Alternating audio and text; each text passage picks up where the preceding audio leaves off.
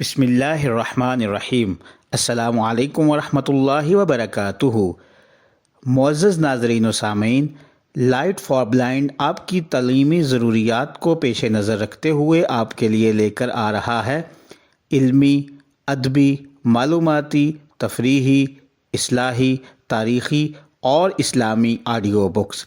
تو دیر کس بات کی، جلدی سے لائٹ فار بلائنڈ کو سبسکرائب کریں، ہماری ویڈیو کو لائک کریں، شیئر کریں اور کمنٹس باکس میں اپنا کمنٹ ضرور کریں۔ کتاب ہیرے کا جگر، مصنف عنایت اللہ، ایپیسوڈ 1۔ کراچی کی ہنگامہ پرور رات دامن میں ہزاروں اسرار چھپائے سلیٹی بادلوں کے ساتھ اڑی جا رہی تھی۔ رت بہار کی تھی، رومان انگیز، قیامت خیز، سہمی سہمی علیل سی رت۔ میونسپل کارپوریشن کی عالی شان عمارت کے گھڑیال نے رات کی تہوں میں مترنم ارتعاش پیدا کر دیا۔ 2:30 بج رہے تھے، رات کی آغوش میں سحر مچلنے لگی تھی۔ جیدہ جیب کترا جاگ رہا تھا۔ وہ ابھی پاؤں کے چکر اور ہاتھوں کی صفائی سے فارغ ہو کر اپنی زمین دوز بستی میں واپس آیا تھا۔ اپنے ساتھیوں میں بیٹھ کر چرس بھرے سگریٹ کے 2-3 لمبے کش لگا کر اپنے کمرے میں گیا، دیا سلائی جلائی اور میز پر رکھی ہوئی لالٹین کو روشن کیا۔ زرد پیلی روشنی میں چھت کے ساتھ لٹکتے جالوں سے کمرے کی وحشت نکھر آئی۔ اس نے کرسی گھسیٹ کر میز کے قریب کی، دراز میں سے ایک کاپی نکالی اور اسے غور سے دیکھا۔ اس نے ذرا سی دیر ورق گردانی کی، پھر پینسل ہاتھ میں لے کر چند سیکنڈ خلاؤں میں گھورا اور لکھنا شروع کیا۔ 3 مارچ 1956۔ میری یہ ڈائری پولیس، قانون اور سوسائٹی کے لیے کھلا چیلنج ہے۔ سوسائٹی مجھے ہتھکڑیاں لگا لے، یہ ڈائری قبضے میں لے لے اور میرے خلاف ڈکیتی، سرقہ، جیب تراشی، قتل، اغوا اور بردہ فروشی کے مقدمات چلائے۔ یہ تمام مقدمات خارج ہو جائیں گے۔ کیوں؟ اس کیوں کا جواب ڈائری میں موجود ہے۔ قانون اس کھلی شہادت کو دیکھ کر سر جھکا لے گا اور مجھے جیل میں بند نہ کر سکے گا۔ کل رات ایک سیٹھ کو قتل کیا ہے۔ موت کے خوف سے لوگ کیا کچھ نہیں بتا دیتے۔ میں نے خنجر اس کے پیٹ پر رکھ کر پوچھا، اتنی دولت کہاں سے لائے ہو؟ اس نے کہا، مہاجرین کے لیے کوارٹر تعمیر کرنے کا ٹھیکہ ملا تھا۔ میں نے پوچھا، کوارٹر کہاں ہیں؟ کہنے لگا، سکیم ابھی میرے دماغ میں ہے، پیسے وصول کر لیے ہیں۔ دولت تجوری میں، کوارٹر دماغ میں۔ مہاجرین مٹی کی جھونپڑیوں میں اور جھونپڑیاں بارش کے گھٹنے پانی میں۔ کس قدر بھلا منظر تھا۔ خون کے قطرے سبز قالین میں آہستہ جذب ہو رہے تھے۔ اس کی رگوں میں سے خون نکلتا جا رہا تھا اور یہ خون جیسے میری رگوں میں داخل ہو رہا تھا۔ مجھے انسان کے ساتھ ہمدردی نہیں، ورنہ یہ دولت مہاجروں میں تقسیم کر دیتا۔ میں خود اپنی دنیا سے نکالا ہوا اور اپنے آپ سے بھاگا ہوا پناہ گزین ہوں۔ مجھے کہیں بھی پناہ نہیں ملی، میں کسی کو پناہ نہیں دوں گا۔ جیدہ نے تحریر پر نظر ثانی کیے بغیر کاپی دراز میں بند کر دی۔ انگڑائی کے ساتھ جمائی لیتے ہوئے نیچے والے دراز سے بوتل نکال کر ایک نظر دیکھا۔ آدھی وسکی باقی تھی۔ اس نے بوتل منہ سے لگا لی، چند گھونٹ پیے اور اٹھ کر فرش پر بچھے بستر میں سو گیا۔ گہری نیند، اطمینان کی نیند۔ اس کی آنکھ کھلی تو دوسری رات کا اندھیرا گہرا ہو رہا تھا۔ جیدہ کے پاؤں کا چکر زمین آسمان کی گردش سے کہیں زیادہ تیز تھا۔ ڈوبتے ابھرتے چاند تاروں نے بے شمار راتیں گزار دیں، جن کے اندھیرے اجالوں کی ہولناکیوں اور اسرار جیدہ کی پینسل، جیدہ کی ڈائری میں محفوظ کرتی گئی۔ ایک اور رات گزر رہی تھی۔ کئی ستارے ٹوٹ چکے تھے، کئی ٹوٹ رہے تھے۔ چاند فلک بوس عمارتوں کے عقب میں اونگ رہا تھا۔ کراچی شہر دم بھر کے لیے سو گیا تھا۔ جیدہ جاگ رہا تھا۔ ڈائری اور وسکی کی بوتل اس کے سامنے کھلی پڑی تھی۔ چرس کا دھواں کمرے کی ویرانی میں بھٹک رہا تھا اور جیدہ لالٹین اور اپنے درمیان پھیلے ہوئے خلا میں گم تھا۔ اس نے پینسل اٹھائی، کچھ سوچا، پیشانی کے شکن گہرے ہو گئے اور اس نے پینسل میز پر رکھ دی۔ ڈائری کھول کر غیر ارادی طور پر ورق الٹنے لگا۔ وہ کسی صفحے پر رک جاتا، ذرا سا پڑھتا اور ورق الٹ کر کسی اور صفحے پر رک جاتا۔ اس کی نگاہوں میں ایسا تاثر تھا جیسے کوئی انسان کسی آسیب زدہ ویران گھر میں جھانک رہا ہو۔ اکتائی ہوئی سی جمائی لے کر جیدہ اٹھ کھڑا ہوا، پھر جیسے اسے کچھ یاد آ گیا ہو وہ کرسی پر بیٹھ گیا، ڈائری بند کر کے دراز میں رکھ دی اور کچھ سوچنے لگا۔ اس نے آنکھوں کو یوں سکیڑا جیسے گزرے ہوئے ماہو سال میں بہت دور جھانک رہا ہو اور گزری ہوئی عمر کے ریگزار میں بکھرے ہوئے لمحات چن رہا ہو۔ وہ 5 دفعہ جیل ہو آیا تھا، 3 دفعہ تشکیل پاکستان سے پہلے ہندوستان میں اور 2 بار پاکستان میں بھی، کبھی 6 ماہ کے لیے، کبھی 1 سال کے لیے، اور آخری بار اسے 9 سال قید کی سزا ملی تھی، مگر اپیل میں بری ہو گیا تھا۔ ڈکیتی کا یہ کیس ثابت نہیں ہو سکا تھا۔ اس سے پہلے اسے سزائے موت بھی مل چکی تھی، لیکن وہ ہائی کورٹ میں ختم ہو گئی تھی۔ اسے شک کا فائدہ دے کر بری کر دیا گیا تھا اور 2 انسانوں کا خون کراچی کی نم آلود فضا میں گم ہو گیا تھا۔ جیدہ کراچی کی جرائم پیشہ مخلوق کا نامی گرامی استاد تھا۔ گزشتہ 25 برس سے وہ قانون، ہتھکڑیوں اور انسانوں کے خون سے کھیل رہا تھا۔ پاکستان بنتے ہی وہ بمبئی سے کراچی آ گیا تھا اور اس نے یہاں اڈہ قائم کر لیا تھا۔ 2-3 ہی سال میں اس نے یہاں کے 4-5 جیب تراش اور کفل شکن خرید لیے اور 10-12 نوعمر لڑکے مختلف جرائم کے لیے تیار کر لیے تھے۔ کراچی کی آبادی نہایت تیزی سے بڑھ رہی تھی، اس کے ساتھ ہی چور اچکوں میں بھی اضافہ ہو رہا تھا، مگر ان کی سرگرمیاں غیر منظم تھیں۔ وہ ایک دوسرے کو بھی دھوکہ فریب دیتے رہتے تھے۔ یہ جیدہ تھا جس نے 4-5 ماسٹر غنڈوں کو جمع کر کے کراچی کو حصوں میں تقسیم کیا اور جرائم پیشہ لوگوں کے لیے قواعد و ضوابط بنا دیے اور ایسی فضا پیدا کر دی کہ وہ ایک دوسرے کا پورا احترام کرنے لگے۔ پھر ان کے گروہ پھیلتی ہوئی کراچی میں خوف و ہراس بن کے پھیلتے گئے اور کراچی بمبئی بن گیا۔ جیدہ ہر جرم میں ماہر تھا، لیکن جیب تراشی میں اس کا جواب نہیں تھا۔ بڑے بڑے استاد اس سے ہاتھ کی صفائی سیکھنے آتے تھے۔ کراچی آنے کے 3 سال بعد اس کے گروہ میں کم و بیش 40 افراد تھے اور جیدہ ان کا پیر استاد تھا۔ اس کے گروہ میں 11 سال کے بچے سے لے کر 50 برس کے بوڑھے تک شامل تھے۔ وہ ہر فن مولا تھا، لیکن جیب کترا اس کا تخلص بن گیا تھا۔ سارے پاکستان کے بڑے بڑے شہروں کے جرائم پیشہ لوگوں کے ساتھ اس کا کاروبار چلتا تھا۔ ان کے ساتھ اس نے معاہدے کر رکھے تھے۔ کچھ عرصے سے اس نے لڑکیوں کی خرید و فروخت کا پیشہ بھی شروع کر دیا تھا۔ شمالی پاکستان سے اغوا کی ہوئی لڑکیاں کراچی میں اس کے ہاتھوں بکتی تھیں اور وہ انہیں آگے چلا دیتا تھا۔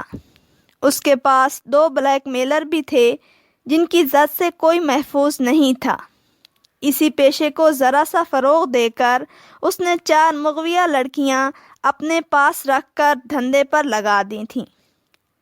بستے رستے گھر سے 15-16 برس کی لڑکی کو اغوا کرنا اور اسے بازار حسن کی زینت بنا دینا آسان کام نہیں تھا، لیکن جیدہ کے پاس کچھ ایسے بے ضرر طریقے تھے کہ وہ شریف گھرانوں کی دوشیزاؤں کو زیادہ سے زیادہ 3 ماہ کے عرصے میں نیپیر روڈ کے کسی کوٹھے پر بٹھا دیتا تھا۔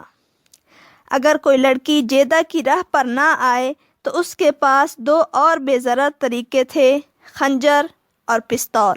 ان 4 لڑکیوں کے لیے ان دونوں چیزوں کو استعمال کرنے کی ضرورت محسوس نہیں ہوئی تھی۔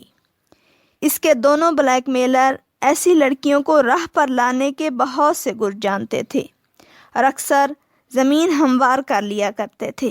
اس کے علاوہ جیدہ کی شخصیت میں کچھ ایسا سحر اور جلال تھا جس کے سامنے 4 لڑکیوں کی تندی اور تیزی پہلے ہی روز ختم ہو گئی تھی۔ وہ 4 اس کے ہاتھ یکے بعد دیگرے 6-6 7-7 ماہ کے وقفے سے آئی تھیں۔ پہلے روز تو ان میں سے ہر ایک مرنے مارنے پر تلی ہوئی تھی۔ ذبح کر دو، گولی سے اڑا دو، عصمت نہیں بیچوں گی۔ چند دنوں کے بعد ہی ان کا یہ حال تھا جیسے انہیں اس شخص کے ساتھ محبت ہو گئی ہو۔ اس لیے نہیں کہ جیدہ خوبرو نوجوان تھا، بلکہ اس لیے کہ اس کی راہ گم کردہ شخصیت میں کچھ ایسا اثر تھا، ایسا سحر کہ لڑکیاں بے بس ہو جاتی تھیں۔ بالی ان سب سے زیادہ اکھڑ تھی۔ اسے جیدہ کا ایک بلیک میلر راولپنڈی سے لایا تھا، جو ایک لکھ پتی کو بلیک میل کرنے وہاں گیا تھا۔ بالی 10ویں جماعت میں پڑھتی تھی اور چوری چھپے سینما جاتی تھی۔ اس بلیک میلر کی نظر بالی پر پڑی تو اس نے اسے دام محبت میں الجھا لیا اور وہ اسے کراچی لے آیا۔ بالی کراچی میں پہنچی تو اس کا محبوب کراچی کی اندھی گلیوں میں گم ہو گیا۔ اس کی جگہ ماہرین فن نے لے لی، جنہوں نے بالی کو بسوائی کی راہ پر ڈالنے کے سب جتن کیے، لیکن وہ اس راہ پر نہ آئی۔ جیدہ کو علم ہوا تو اس نے اس کے جسم کو ہاتھ لگائے بغیر باتوں ہی باتوں میں اسے یوں رام کر لیا کہ لڑکی محسوس ہی نہ کر سکی کہ اس نے اپنے جسم کو ہر رات بیچنا شروع کر دیا ہے۔ بالی نے کئی بار جیدہ سے رو رو کر کہا، میں نے تو اپنے آپ کو تمہارے لیے بیچ دیا ہے، کبھی تو کہہ دو بالی میں تجھے چاہتا ہوں، آ جاؤ میرے قریب آ جاؤ۔ جیدہ نے اس کا دل رکھ لیا، لیکن ذرا دور رہ کر۔ وہ محبت کرنا نہیں جانتا تھا۔ اس کی دنیا میں محبت ایک بے معنی لفظ تھا۔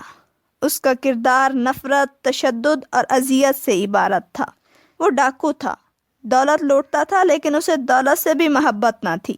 جیب کاٹی یا چوری کی اور مال اپنی نظروں سے بھی اوجھل کر دیا، جیسے کسی نے کسی سے کوئی چیز چھین کر پھینک دی ہو۔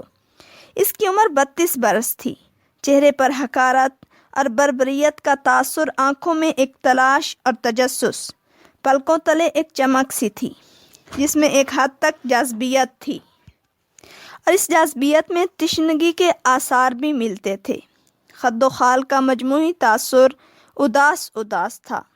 ذرا قریب سے دیکھو تو اداسیوں کے اس گھنے سائے میں معصومیت کا بھی شک ہوتا تھا، اور چہرے کی ان کیفیتوں نے اسے ایسا روپ دیا تھا کہ دیکھنے والے اسے عام سا آدمی سمجھ کر نظر انداز نہیں کر سکتے تھے۔ عورتوں کے لیے اس میں کوئی اور ہی کشش تھی۔ اس کے ہونٹ مسکراہٹ سے محروم تھے۔ یہ ہونٹ اگر کبھی مسکراتے تھے تو یہ مسکراہٹ طنز اور زہر خون سے بھرپور ہوتی تھی۔ اس کے پاؤں میں چکر اور ہاتھوں میں بے چینی تھی۔ جسم پھرتیلا اور بازو میں قوت، خنجر بازی اور پستول چلانے میں وہ ماہر تھا۔ خالی ہاتھ خوب لڑتا تھا۔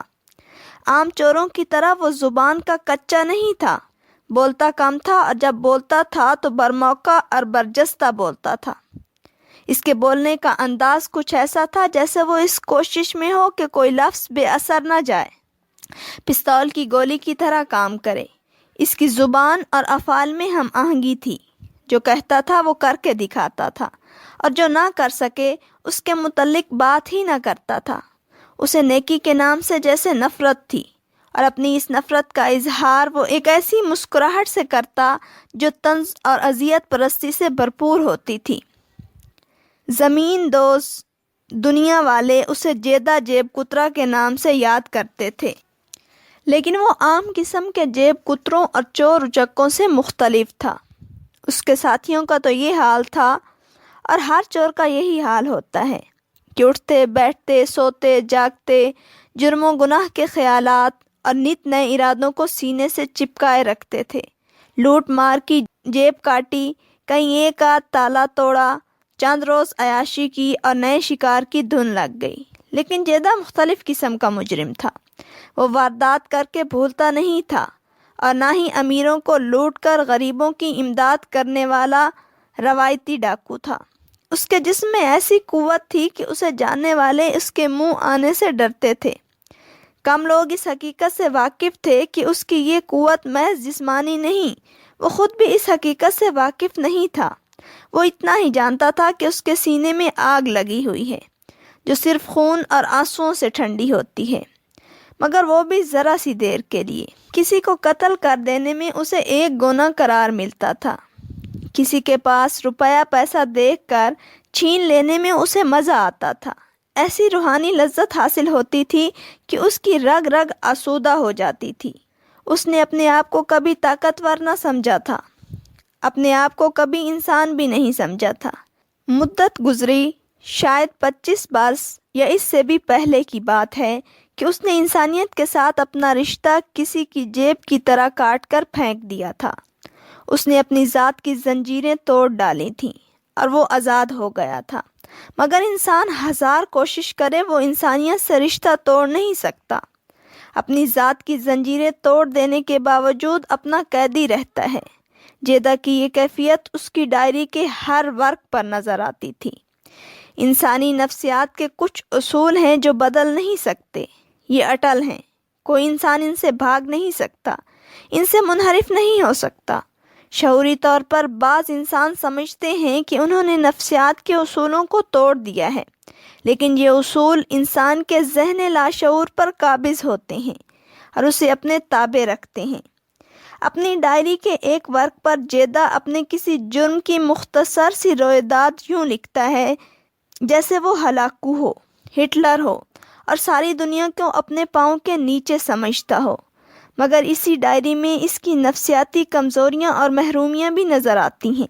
ڈائری کے بعض اوراق سے پتہ چلتا ہے جیسے یہ کسی نامی گرامی قانون شکن کی نہیں، کسی بچے کی تحریر ہے جو بھٹک گیا ہے، گھر کا راستہ بھول گیا ہے۔ یہ بچہ رو رہا ہے اور اس انسان کی تلاش میں ہے جو آئے اور اس کے آنسو پونچھے۔ جیدہ اپنی قوت سے نہیں، اپنی کمزوری سے آگاہ تھا۔ جیدہ کی باقاعدہ تعلیم حروف شناسی تک ہی تھی، لیکن اس کا مطالعہ خاصا تھا۔ جرائم پیشہ زندگی میں مصروف رہتے ہوئے اس نے انگریزی اور عربی پڑھ لی تھی۔ جرائم سے متعلق لٹریچر اس کا محبوب موضوع تھا۔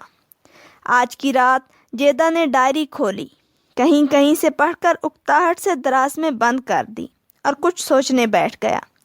شام اسے ساتھیوں نے کہا تھا، ناز نہیں مانتی، تم ہی کچھ کرو استاد۔ کچھ دن پہلے جیدہ نے ایک طرح دار فیشن زدہ نوجوان دوشیزہ ناز 500 روپے میں خریدی تھی اور اسے اپنے 3 ساتھیوں منا، ٹیپو اور بادل کے حوالے کر دیا تھا کہ وہ اسے دھندے کے لیے تیار کریں۔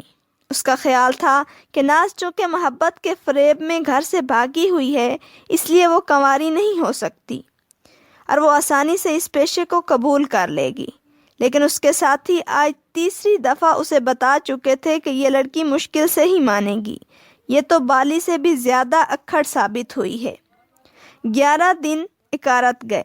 اس عرصے میں وہ ایک بار جیدہ ناز کے سامنے ہوا تھا اور اسے کہہ آیا تھا کہ اس جال سے نکلنا ناممکن ہے، ناحق اپنے آپ کو پریشان نہ کرو، جان سے مار دو۔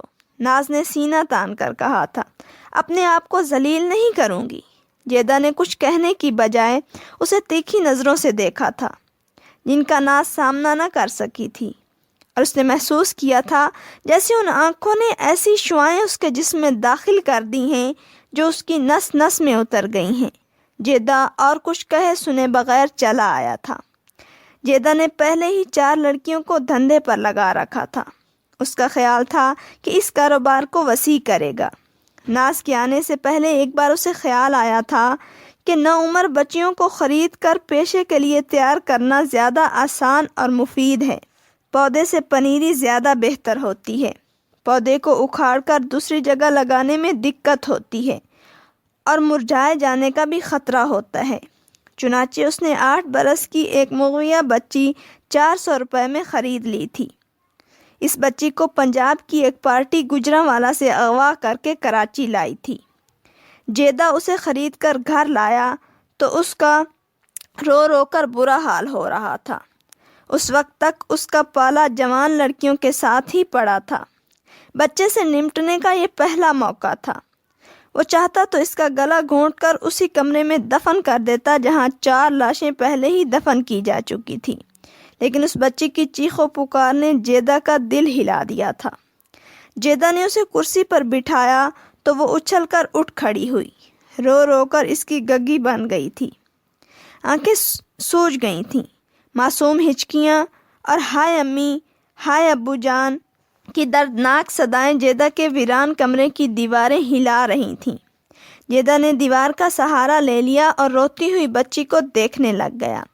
دوسرے کمرے سے بادل بیت کی چھڑی اٹھائے آ پہنچا اور کڑک کر بولا، چپ ہو جا حرام زادی، کھال ادھیڑ دوں گا۔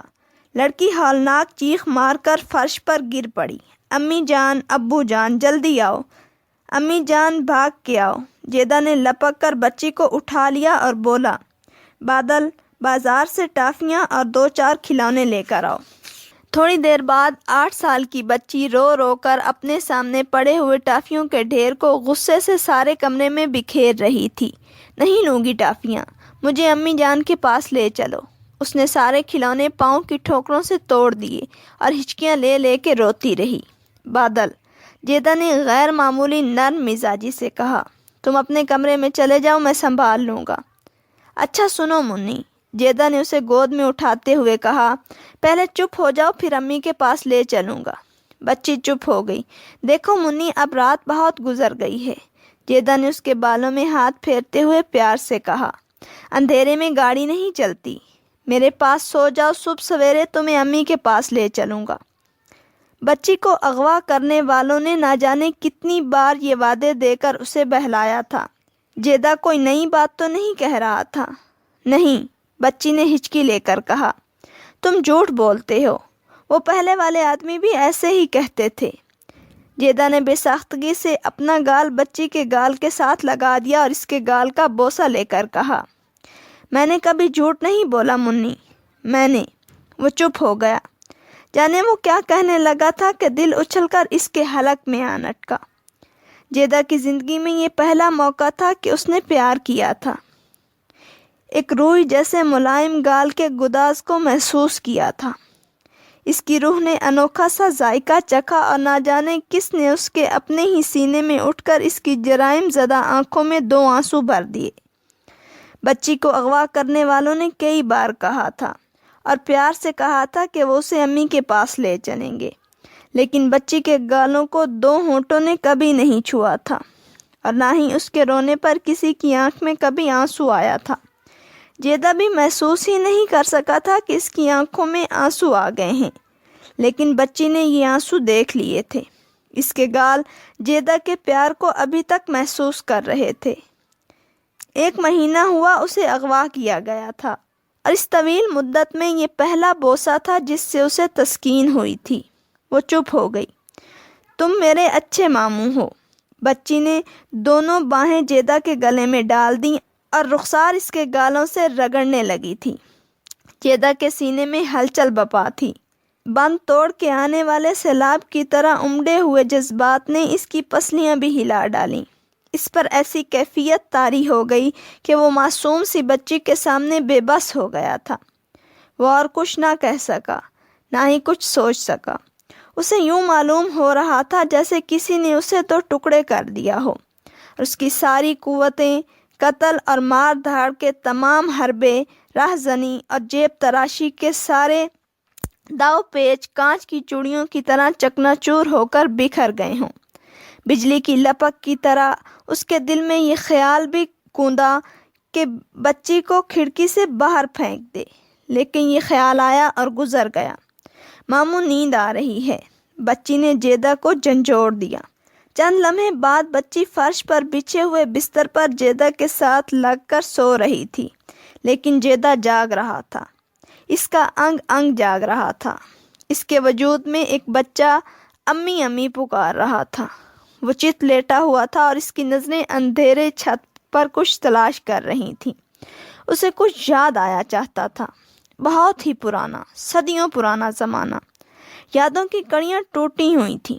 اس نے خیالوں کی تاریکی سے نکل بھاگنے کو ہاتھ پاؤں مارے، مگر دھندلی سی کچھ باتیں اس کے گرد تتلیوں کی طرح اڑتی پھر رہی تھیں۔ کسی ایک تتلی کو بھی پکڑ نہ سکا۔ اسے کچھ یاد آیا چاہتا تھا جسے وہ یاد نہیں کرنا چاہتا تھا۔ وہ کچھ یاد کرنا چاہتا تھا جو اسے یاد نہیں آ رہا تھا۔ بچی کے سوئے ہوئے جسم کے گداز میں وہ بھولے بسرے خیالوں سے آنکھ مچولی کھیلتا رہا۔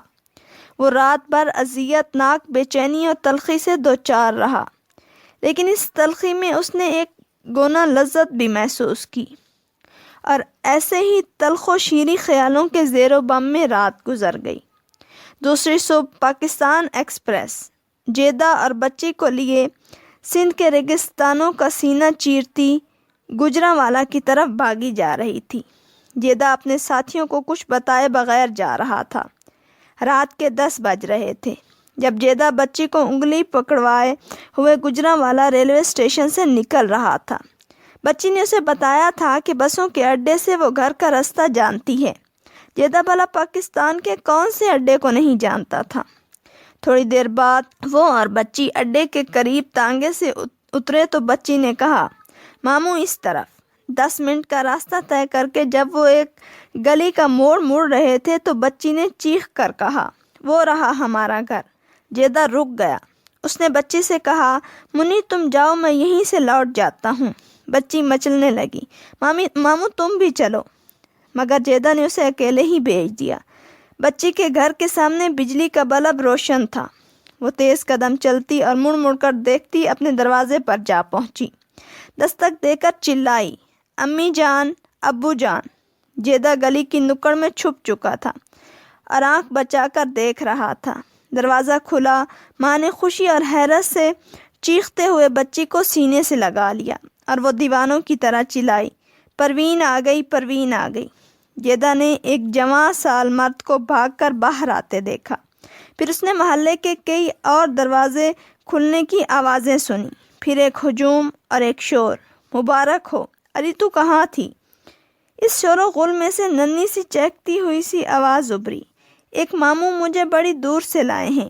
بچی نے اشارہ کیا، وہ وہاں سے واپس چلے گئے ہیں۔ جیدہ نے کئی چہرے اپنی طرف گھومتے ہوئے دیکھے اور وہ سکون کا گہرا سانس لے کر اندھیرے میں غائب ہو گیا۔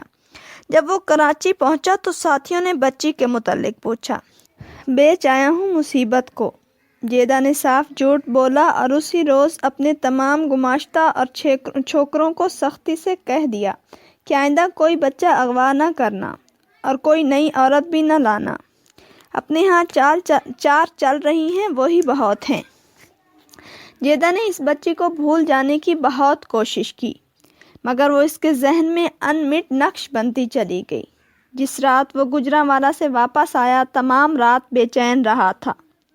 چھٹاک پر چرس پی جانے کے باوجود اسے چین نہ آیا اور نہ نیند نصیب ہوئی تھی۔ مرغ اذانیں دے رہے تھے تو وہ ڈائری کھولے بیٹھا تھا۔ کچھ دیر سوچنے کے بعد اس نے لکھا، 15 جنوری 1957۔ میرے سینے میں ایک گم شدہ بچہ رو رہا ہے۔ 25 برس پہلے میں نے اسے مار دیا تھا اور خود آرام سے جی رہا تھا۔ ایک معصوم بچی نے اسے پھر زندہ کر دیا ہے۔ منی کو اس کے ماں باپ کے حوالے کر آیا ہوں۔ اسے کس کے حوالے کروں؟ میری قوت اپنی ہی کمزوری میں دم توڑ رہی ہے۔ کسی کے خون کی ضرورت ہے۔ کراچی کا ہنگامہ اور شور ابھرتے سورج کے ساتھ بڑھ رہا تھا۔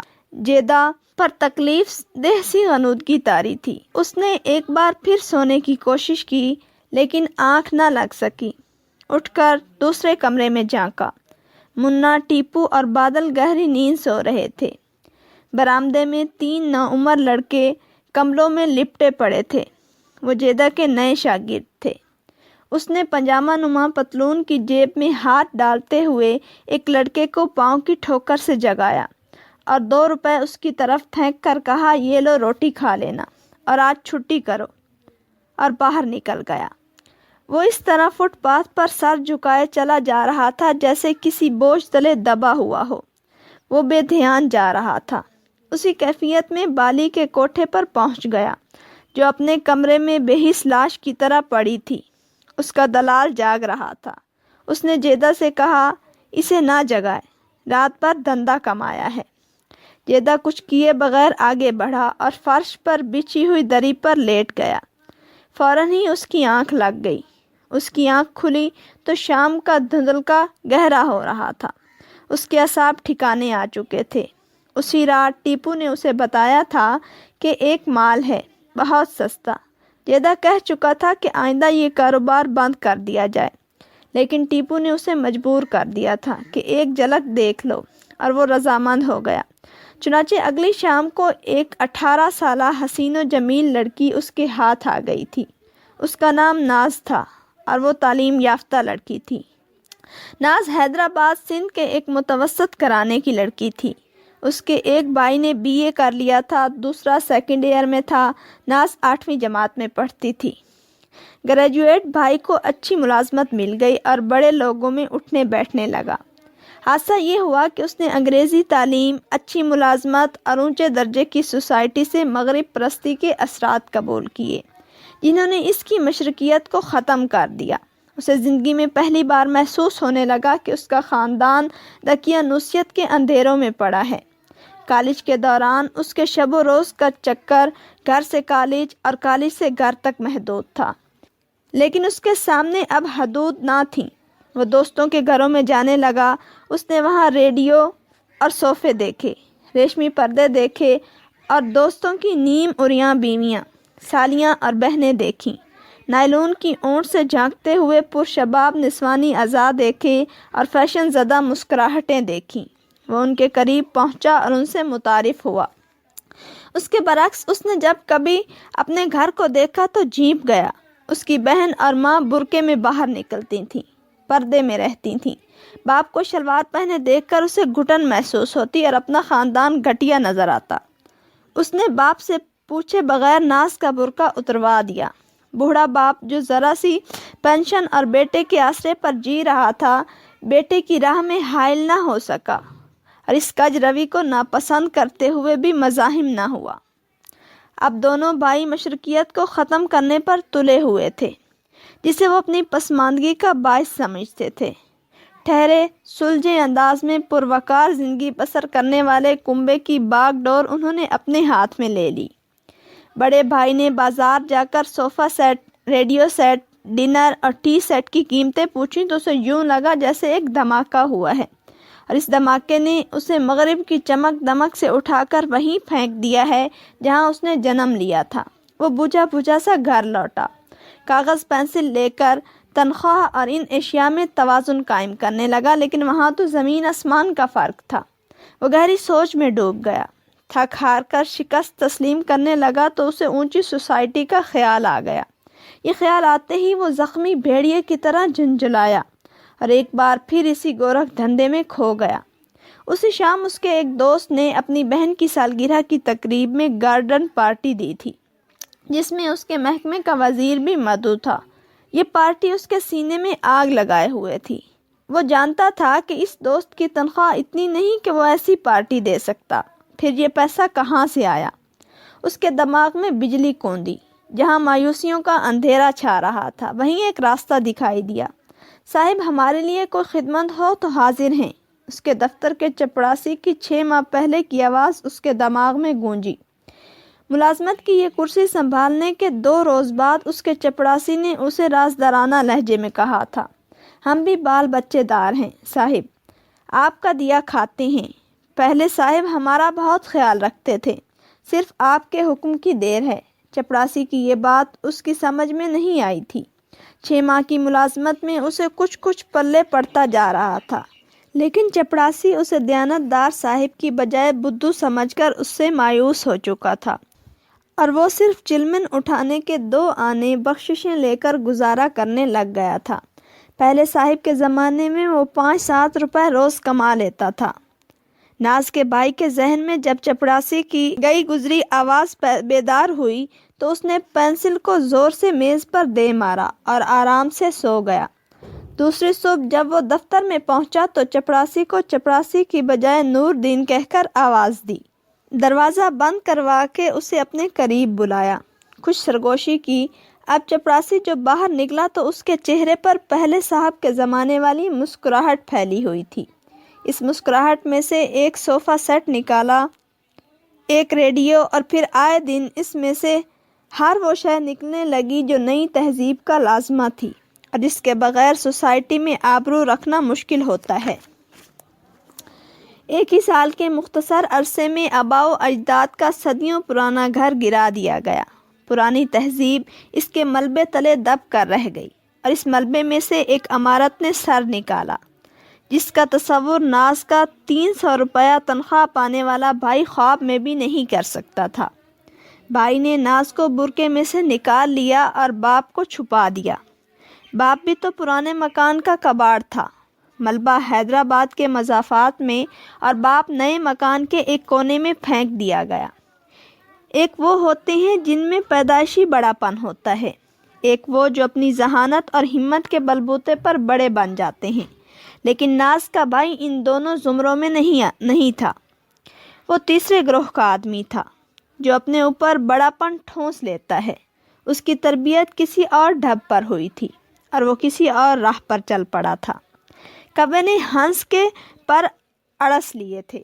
اس کا ہر عیب اور مسخرہ پن بددیانتی سے کمائی ہوئی دولت کے پردوں میں چھپنے لگا۔ سوسائٹی کے پرانے کھلاڑیوں نے اسے اپنے ڈھب پر چلایا، جسے وہ اپنے لیے باعث افتخار سمجھتا تھا۔ ناز کا رشتہ اس وقت کا طے ہو چکا تھا جب وہ 13 برس کی تھی، لیکن اب اس کے بھائیوں کو یہ رشتہ گوارا نہ تھا۔ وہ تمام قدیم بندھن توڑ چکے تھے۔ بڑا بھائی اب چھوٹا آدمی نہیں تھا۔ اس کی آمدنی کا کوئی حساب نہ تھا۔ وہ گرد و پیش کو دیکھتا تو اونچی سطح سے دیکھتا تھا۔ اس سفلہ نگاہی نے اسے اندھا کر دیا۔ وہ اب نیچے نہیں آنا چاہتا تھا۔ اس نے سب سے پہلے نیچے والوں سے ناز کی منگنی توڑ دی۔ وہ ناز کی وساطت سے بڑے آدمیوں کے ساتھ ناطے جوڑ رہا تھا، جس کے لیے ناز ہی مؤثر ذریعہ تھی۔ چنانچہ اس نے ناز کو سوشل بنانا شروع کیا۔ اسے دوستوں کی بہنوں، بیویوں اور سالیوں سے متعارف کرایا، اور جب دیکھا کہ وہ کھل گئی ہے تو اس کی ملاقاتیں دوستوں کے ساتھ کرانے لگا۔ ناز اس وقت میٹرک کا امتحان دے چکی تھی اور دونوں بھائی اسے کالج میں داخل کرانے کے منصوبے بنا چکے تھے۔ ان کے تو وارے نیارے تھے۔ رشوت اور بددیانتی نے دولت کی دیوی کو ان کا غلام بنا دیا تھا۔ ناز کا دوپٹہ جو تھوڑا عرصہ پہلے گھونگھٹ کی صورت میں تھا، ڈھلک کر کندھوں پر آ گیا، اور جب اسے کراچی کی ہوا لگی تو سینے پر آ پہنچا، پھر غائب ہی ہو گیا۔ قمیض لٹکتے لٹکتے ٹخنوں تک پہنچ گئی اور کندھے ننگے ہو گئے۔ میرے بھائی جان کہتے ہیں ناز کی گردن اور کندھے بہت خوبصورت ہیں، اس کی ایک سہیلی نے ایک روز کہا۔ اسی شام ناز سہیلی کے بھائی جان سے ہاتھ ملا رہی تھی۔ ناز کے باپ کی عمر بیت چکی تھی، نظر اتنی کمزور نہ ہوئی تھی، مگر اب وہ اپنی اولاد کو آنکھیں سکیڑ کر دیکھنے لگا تھا۔ اسے کئی دفعہ خیال آیا کہ اس کے بیٹے اور بیٹی کسی نے چھین لیے ہیں۔ بڈھا بڈھی کونے میں بیٹھے ماضی کے دھندلکوں میں کھوئے رہتے تھے۔ ناز اب کالج جانے لگی تھی، پھر کالج کے بہانے نت نئے پروگرام بننے لگے۔ ناز کے بھائی کا خیال تھا کہ اس نے گھر سے دقیانوسیت کو نکال دیا ہے، لیکن اسے معلوم نہ تھا کہ وہی پرانی تہذیب اور وہی تربیت اس کی رگ رگ میں رچی ہوئی ہے۔ اس کے لاشعور پر اسی دقیانوسیت کا ہی غلبہ تھا، اس نے صرف کینچلی بدلی تھی۔ اس کی مغرب پرستی تو اپنے احساس کمتری کو دوسروں کی نظروں سے چھپانے کا ذریعہ تھی۔ اسے معلوم نہ تھا کہ بیداری اور خود فریبی میں ایک خفیف سا فرق ہے جو کسی بھی وقت ختم ہو سکتا ہے۔ وہ ناز کو سرکس کے تار پر چلا رہا تھا۔ ناز ابھی فرسٹ ایئر میں ہی تھی کہ اس نے بیک وقت 2 چاہنے والے منتخب کر لیے تھے جو در حقیقت اس کے بھائی نے اسے دیے تھے، لیکن وہ نہیں جانتی تھی کہ بھائی نے اسے نیلامی پر چڑھا رکھا ہے۔ اسے یہی کچھ معلوم تھا کہ اس کے سونے کے کمرے میں جو نیا فرنیچر آیا ہے وہ خریدا نہیں گیا، تحفے میں آیا ہے، اور ریڈیو بھی تحفے کا مال ہے۔ اس کا بھائی اس کا رشتہ ان دونوں میں سے کسی ایک کو دینا چاہتا تھا، اور یہ دونوں امیدوار نئے سے نئے تحفوں کی صورت میں بڑھ بڑھ کر بولی دے رہے تھے۔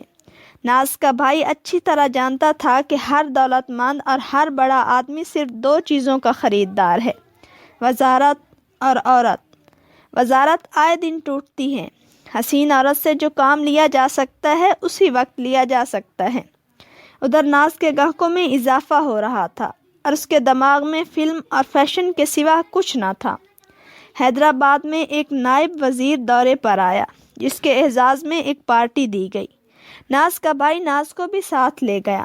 وہاں مغربی پاکستان کے ایک سرکاری خان صاحب کی نظر ناز پر پڑی تو انہوں نے حاشیہ برداروں سے ناز کی تفصیلات معلوم کی۔ انہیں بتایا گیا کہ بکاؤ مال ہے، اچھے گاہک کی تلاش ہے۔ خان صاحب 50 کے پیٹے میں تھے۔ گھر میں پرانے وقتوں کی ایک بیوی تھی، لیکن ناز کے انداز دیکھ کر گہری سوچ میں کھو گئے۔ پھر اس سوچ کی گہرائیوں سے کاروباری مسکراہٹیں پھوٹنے لگیں۔ جو پارٹی کے دوران ناز اور اس کے بھائی پر ہی مرکوز رہیں۔ ناز اب انگریزی بھی بولنے لگی تھی۔ گرامر کے پیچوں کے ساتھ اس کی گردن کا خم جذبات میں ہیجان پیدا کر دیتا تھا اور اس کے امیدواروں کی قطار لمبی ہوتی جا رہی تھی۔ اس قطار میں شادی کے امیدوار کم اور شب بھر کے ساتھی زیادہ تھے۔ خان صاحب لاہور پہنچے تو ایک ہی ہفتہ بعد ناز کے بھائی کی تبدیلی لاہور ہو گئی۔ خان صاحب نے اسٹیشن پر جا کر اس کا استقبال کیا، پھر ایک کوٹھی الاٹ کرا دی۔ چند روز بعد ناز کو بھی لاہور بلا لیا گیا۔ حیدرآباد والی کوٹھی کرائے پر اٹھ گئی اور بوڑھے ماں باپ بھی لاہور پہنچ گئے۔ لاہور میں ان لوگوں کی ملاقات اسلم سے ہوئی۔ وہ بھی حیدرآباد کا رہنے والا تھا اور کسی دفتر میں معمولی ملازم تھا۔ ناز کو وہ بچپن سے جانتا تھا۔ وہ اس وقت 8ویں جماعت میں تھی جب اسلم BA پاس کر کے لاہور چلا گیا تھا۔ وہ ایک امیر زمیندار کا اوباش بیٹا تھا۔ کلی کلی کا رس چوسنے والا بھنورا تھا، خوش شکل اور خوش پوش تھا اور زبان کا بہت میٹھا۔ چکنی چپڑی باتوں سے اس نے کتنے ہی دل موہ کر مسل ڈالے تھے۔ وہ FA پاس کر چکا تھا جب اس کا باپ مر گیا تھا۔ وہ بہت خوش ہوا۔ ایک تو باپ کی گھرکیوں سے نجات ملی، دوسرے اس کی جائیداد ہاتھ آ گئی۔ 300 ایکڑ زمین کے علاوہ 4 قلعہ نما حویلیاں کرائے پر تھیں، لیکن باپ کے مرنے کے چند روز بعد اسے علم ہوا کہ ساری جائیداد سوائے ایک چھوٹے سے مکان کے قرض خواہوں کے پاس رہن ہے۔ باپ کے وقت کی عیاشیاں ہڈیوں میں رچی ہوئی تھیں۔ اسلم نے اپنے آپ کو اونچی سوسائٹی کا فرد بنا رکھا تھا۔ اب اصلی حیثیت جو سامنے آئی تو پریشان ہونے کی بجائے اس نے مکر و فریب سے اپنے اس ٹھاٹ کو قائم رکھا۔ وہ 3 کیس کے سگریٹ پیتا اور بلا ناغہ پکچر دیکھتا تھا اور یوں اس نے سوسائٹی میں بھرم قائم کر رکھا تھا۔ ایک شام اس نے لاہور کے ایک سینما ہال میں ناز کو دیکھ لیا۔ وہ خان صاحب کے ساتھ پکچر دیکھنے گئی تھی۔ وہ اس سے ملا تو دوسری ہی شام ناز اس کے ساتھ پکچر ہاؤس میں بیٹھی ہوئی تھی۔ اس نے ناز کو بتایا کہ وہ ایک امریکن انشورنس کمپنی کا آل پاکستان انسپیکٹر ہے۔ اس کے علاوہ وہ فلم ڈسٹریبیوٹر بھی ہے۔ اس کے علاوہ تھوڑے ہی عرصے میں اپنی فلم پروڈیوس کرنے والا ہے۔ ناز کی آنکھیں کھلتی جا رہی تھیں۔ وہ سن رہی تھی۔ کہانی لکھی جا چکی ہے، ہیروئن کی تلاش ہے۔ میں نیا چہرہ پیش کرنا چاہتا ہوں۔ باتوں باتوں میں اسلم نے چونک کر کہا، ارے رے، میں نے فلم کا سارا اہتمام مکمل کر لیا ہے اور یہ دیکھا ہی نہیں کہ بینک میں اتنا روپیہ ہے بھی یا نہیں۔ اس نے جیب سے ایک بوگس اکاؤنٹ بک نکالی اور اطمینان کا سانس لے کر کہا، کام ہو جائے گا، 6.5 لاکھ روپیہ موجود ہے۔ ناز کی آنکھیں چمک اٹھیں۔ 6 لاکھ روپیہ؟ اس کا دل تیزی سے دھڑکنے لگا۔ وہ دیکھ ہی نہ سکی کہ اسلم نے جو ٹائی باندھ رکھی ہے اس کی ناٹ کا رنگ اڑا ہوا ہے اور وہ لنڈے بازار سے 8 آنے میں خریدی گئی ہے۔ ناز کی نظروں میں خان صاحب کی تصویر دھندلا گئی۔ خیر، روپے کا تو غم ہی نہیں، ابھی فون کر دوں تو لاکھوں روپے کے چیک یہیں ہوٹل میں پہنچ جائیں۔ لیکن ناز، اسلم نے آگے ہو کر ناز کے ہاتھ پر ہاتھ رکھ دیا اور اس کی آنکھوں میں آنکھیں ڈال کر ملتجی انداز سے کہا، یہ دولت مجھے ڈس رہی ہے۔ لوگ مجھے شہزادہ سمجھتے ہیں۔ کاش کوئی یہ بھی جان لے کہ میری تنہائی مجھے کھائے جا رہی ہے۔ ناز ان اشاروں کو خوب سمجھتی تھی۔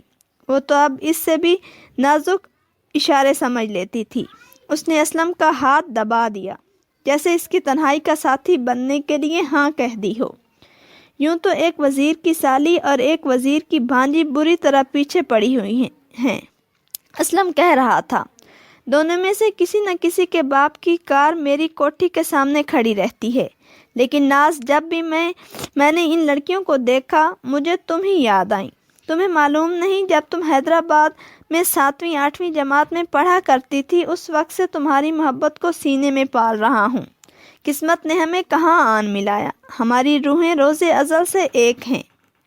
آؤ ناز، میری بیچارگی کو سہارا دو، مجھے صرف تمہاری ضرورت ہے۔ ناز اسلم کا ہاتھ تھام کر خوابوں کی دنیا میں جا پہنچی۔ 6.5 لاکھ روپیہ، فلم ڈسٹریبیوٹر، فلم پروڈیوسر، کہانی لکھی جا چکی ہے، ہیروئن کی تلاش ہے۔ دوسرے دن ناز جہانگیر کے مقبرے کے سائے میں اسلم کے پہلو میں بیٹھی نور جہاں کا پارٹ ادا کر رہی تھی، مگر وہ گھر سے کالج کے لیے روانہ ہوئی تھی۔ اسی شام اسلم ناز کے بھائی سے ملا۔ وہ جانتا تھا کہ ناز کا بھائی خود غلط قسم کا آدمی ہے اور اس نے رشوت اور بہن کے بلبوتے پر اپنا ٹھاٹھ جما رکھا ہے۔ اسلم نے اسے بھی ایک موٹا شکار سمجھا اور اپنی گرفت میں لے لیا۔ وہ ایک دوسرے کو حیدرآباد سے جانتے تھے۔ ناز کے بھائی کو غلط فہمی تھی کہ اسلم بہت بڑی جائیداد کا مالک ہے، لیکن اس کے ماں باپ کو صحیح صورتحال کا علم تھا۔ انہوں نے اسلم سے پوچھا تو وہ ایک ہی جھوٹ بول کر صاحب جائیداد بن گیا۔ وہ مقدمہ میں نے جیت لیا ہے اور ساری جائیداد میرے نام منتقل ہو چکی ہے۔ چند ہی دنوں میں اسلم سارے کنبے پر چھا گیا اور ناز شدت سے محسوس کرنے لگی کہ اسے اسلم سے محبت ہو گئی ہے۔ اس کی مچلتی جوانی نے کسی کے پہلو میں پہلی بار ایک نئی لذت محسوس کی تھی، جس میں اس کی ورفتگی اور اسلم کی دولت دونوں کار فرما تھے۔ اسلم تو جیسے ناز کے اشاروں پر جی رہا تھا۔ ناز کے ماں باپ ایک مدت بعد سکون کا سانس لینے لگے۔ لڑکا اچھا ہے، جائیداد بھی ہے۔ انہوں نے فیصلہ کیا، یہ رشتہ بہت اچھا ہے، لڑکا اپنے وطن کا ہے۔ اب یہ الجھن پیدا ہوئی کہ خان صاحب نے ناز کے بھائی سے بات پکی کر لی تھی اور وہ اپنی تیسری بیوی کو طلاق دے چکے تھے ناز کی خاطر۔ شادی کا صرف دن مقرر کرنا باقی تھا۔ ناز کو اس رشتے کا علم نہ تھا، بھائی نے اسے کچھ نہیں بتایا تھا۔ وہ اتنا ہی جانتی تھی کہ خان صاحب سیکرٹری ہیں، حکومت ان کے ہاتھ میں ہے، خاصے دولت مند آدمی ہیں، آئے دن تحفے بھی دیتے رہتے ہیں۔ ان کے اعزاز میں ایک پارٹی بھی دے چکے ہیں، مگر ان کی عمر اس کے باپ سے 3-4 سال کم تھی۔ ناز کا بھائی بہت خوش تھا۔ خان صاحب نے اسے بہت اونچا چڑھا دیا تھا۔ آخر گھر میں بم پھٹا اور ناز چکرا گئی۔ بھائی نے اسے خان صاحب کے متعلق کچھ اس طرح بہلایا پھسلایا کہ وہ ایک بار تو پھسل ہی چلی تھی، لیکن اسلم کا خیال آڑے آیا۔ ناز کو صرف دولت، عیاشی اور فیشن سے محبت تھی جو خان صاحب کے ہاں موجود تھی۔ دوسری طرف اس کے خیال کے مطابق یہی چیزیں اسلم کے ہاں بھی موجود تھی۔ اب اسلم اور خان صاحب میں صرف 2 فرق تھے، عمر اور محبت۔ ناز اسلم کی محبت میں الجھ چکی تھی۔ اس نے بھائی کو صاف الفاظ میں بتا دیا کہ اسے خان صاحب کی زوجیت منظور نہیں۔ بھائی کو پہلی بار محسوس ہوا کہ ناز قابل اعتراض حد تک آزاد ہو گئی ہے۔ اس نے اسے قائل کرنے کی کوشش کی، لیکن وہ قائل نہ ہوئی۔ اس نے کہہ دیا کہ وہ اسلم ہی کے ساتھ شادی کرے گی۔ ناز تمہیں شرم نہیں آتی؟ بھائی نے غصے سے پوچھا۔ ناز نے دیدے پھاڑ کر بھائی کی آنکھوں میں دیکھا جیسے کہہ رہی ہو دیکھ لو، اور بھائی کی آنکھیں جھک گئیں۔ اسلم کو علم ہوا کہ اس کا مد مقابل سیکرٹری ہے تو اس نے میدان سے بھاگ جانا چاہا۔